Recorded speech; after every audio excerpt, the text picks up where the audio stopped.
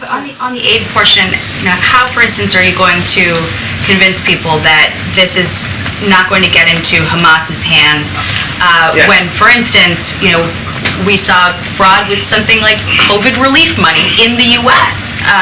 And we're now talking about securing an understanding with Hamas, a terror group, about how this humanitarian aid should be used. I mean, how can you convince people that that is going to be a worthwhile, necessary, and secure endeavor? We certainly share concerns about any diversion of humanitarian assistance for Hamas purposes. I mean, for instance, fuel's a good example.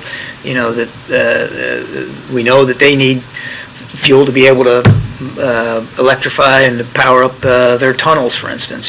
Keep the lights on. So we understand that. We're not blind to the potential concerns here over diversion, which is why Ambassador Satterfield is on the ground.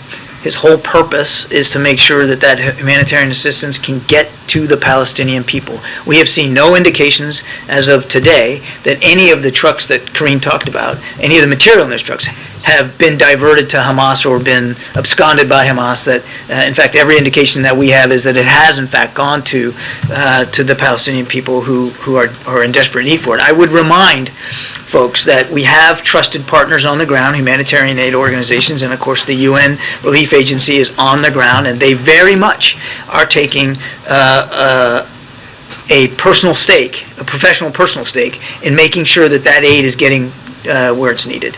We're going to watch it. Obviously, we're going to watch this closely. We don't want to see Hamas benefit any more than anybody else does.